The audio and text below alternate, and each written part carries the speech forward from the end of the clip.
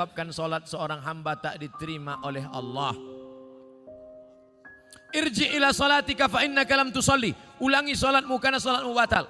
Diulanginya lagi. Irji ila salatika fa innaka lam tusalli. Ulangi lagi solatmu karena solatmu batal. Diulanginya lagi. Irji ila salatika. 3 kali ulang. Kenapa solatnya disuruh ulang sampai 3 kali? Karena tidak ada tuma'ninah.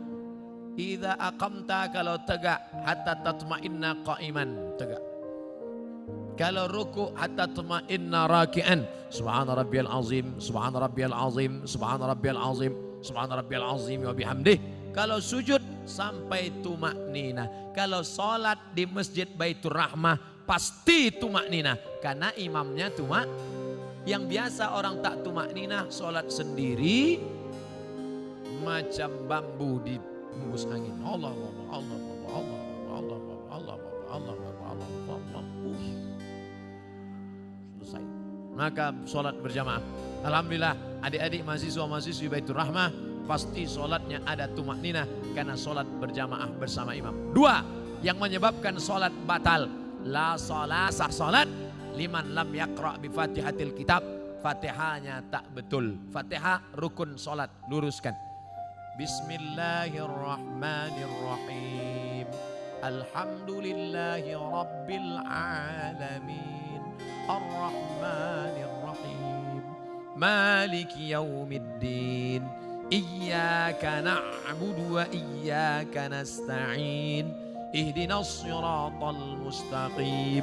Siratal ladzina an'amta 'alaihim ghairil maghdubi 'alaihim waladdallin.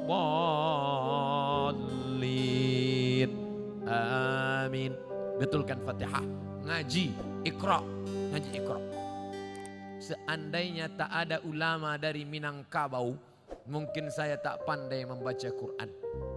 Jadi Ustaz dulu ngaji sama siapa? Ulama-ulama Minangkabau yang mengajarkan mengaji. Alif di atas, alif di bawah, i alif depan, u, a, i, u. Di atas itu kan dari Minangkabau. Alif 2 di atas, an, alif 2 di bawah, in, alif 2 di depan, un, an, in, un. Yang tahu berarti udah tua. Anak-anak kini tidak tahu itulah. De apo guru mengaji nan kini bukan dari Minangkabau tapi dari Yogyakarta. Jenenge sopo?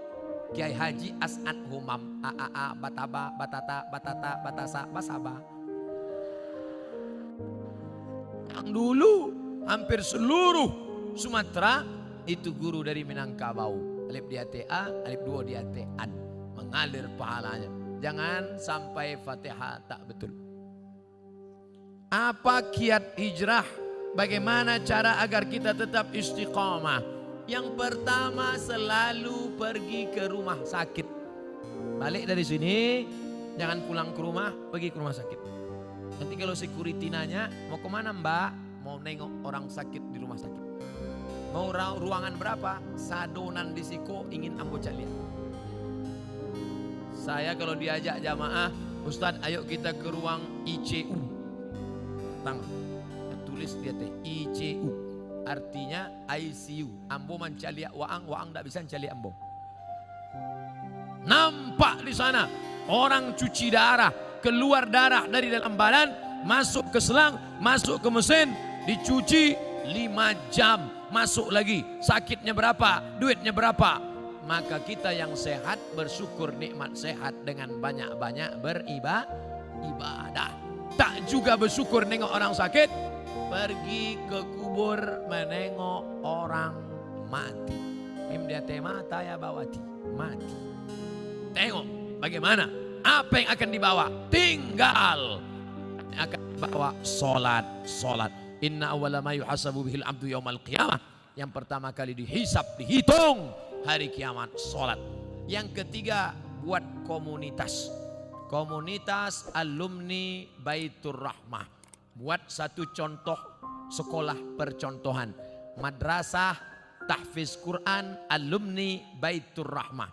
Anak yatim, uang sekolahnya tanggung. Guru-gurunya.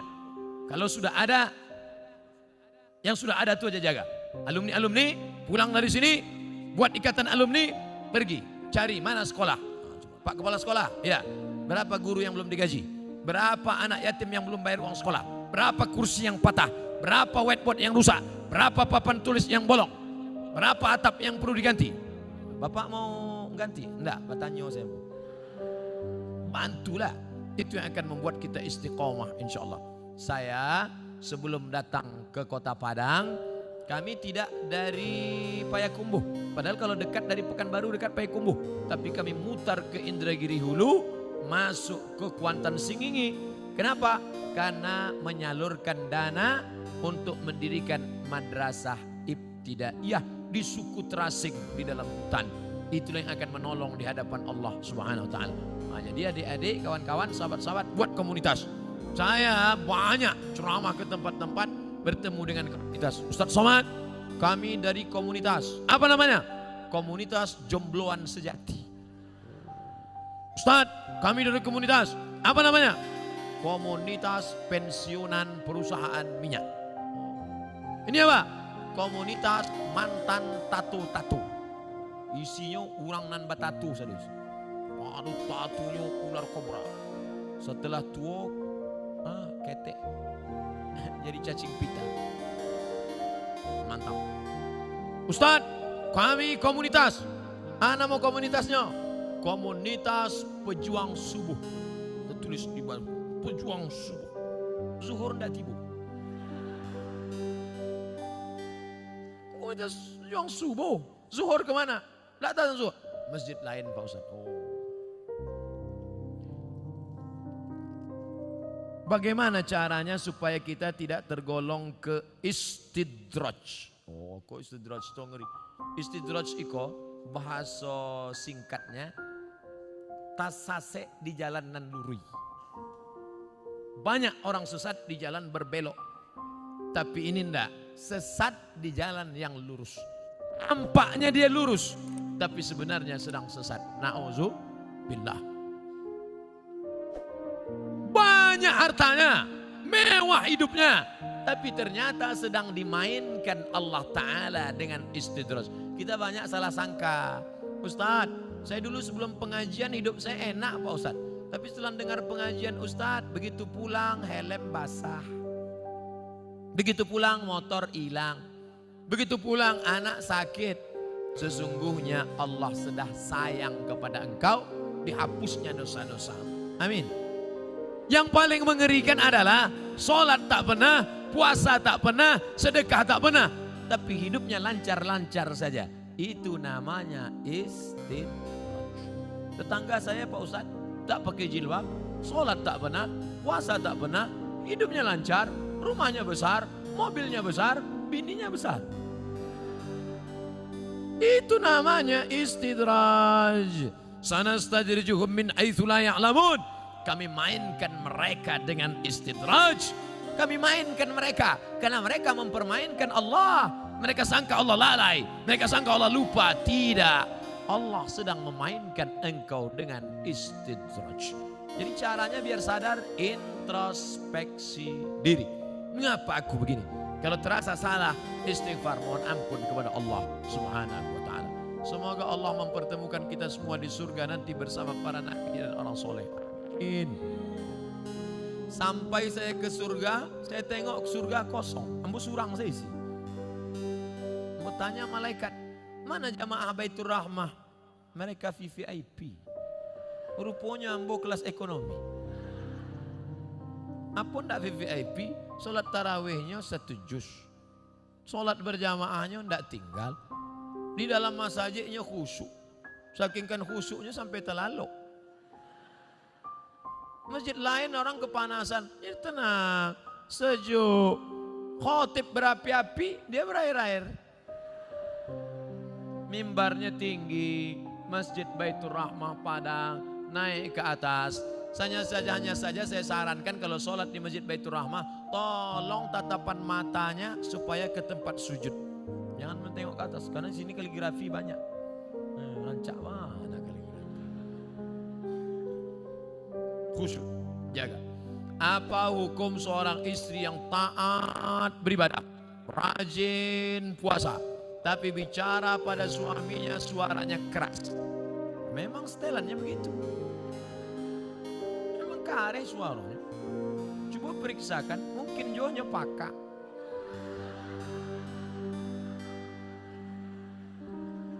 Mungkin ini orang gunung.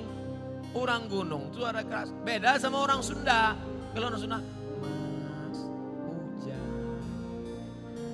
Orang Sunda kalau ngasih tahu suaminya hujan, hujan. Lah basah kain ban. Tapi sampai lain enggak, hujan.